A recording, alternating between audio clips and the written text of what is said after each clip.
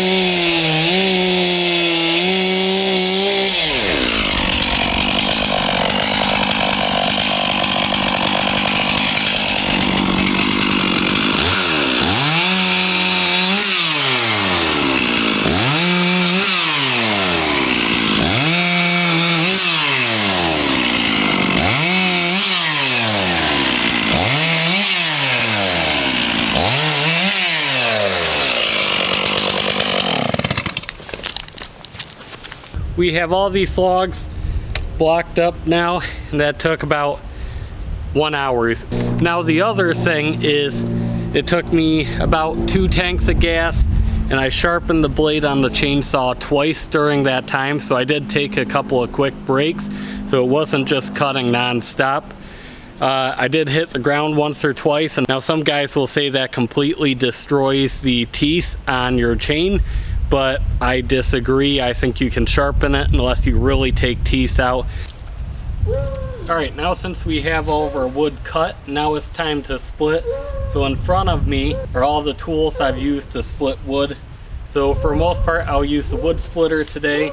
I'll show you some of these other tools. This is a hookaroon, or in this case, a picaroon. And this is for driving it into the end of a log and picking it up to set it on a wood splitter or your splitting block, just so you don't have to bend over as much. This is a splitting axe, supposed to be a one split hit.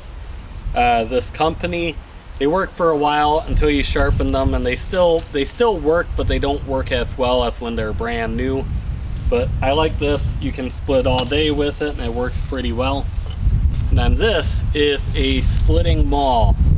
So this is about 16 pounds, where the splitting axe is maybe 4 or 6 pounds. This is also kind of one split hit, but it's quite heavy. Throw out your back splitting with this too much if you're not careful. And then of course, gloves. So before I get to splitting with a wood splitter, I'll give you a quick demonstration of how each of these work and how well they work. So you just pick it up, you can use it like that, make it nice and easy so you don't have to bend over as often. Sometimes I find it to be a little bit of a pain. Then the splitting axe here. Now, if I were to be splitting all day with a splitting axe or a splitting maul, I would use a splitting block, just a piece of wood underneath this, so I'm not driving the edge into the ground and dulling my axe. But that's also why I'm partially catching it.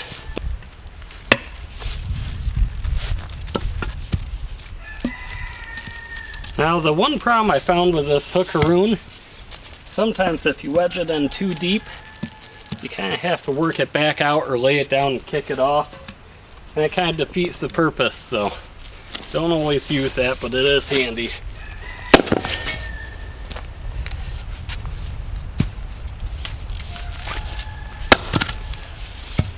Now the nice thing with this 16-pound splitting maul, once you get at least a split and with certain woods, you can kind of just pull it up and let it drop right down, and it'll split the pieces even, nice and easy. Okay, let's be real here. If you have a good wood splitter, why use the splitting maul or the splitting axe? I was using those when we had the wood splitter on the back of the tractor because it was slow and I could hand split wood faster. But this splits pretty fast, almost just as fast as I can split with hand, and it's a lot easier on my body.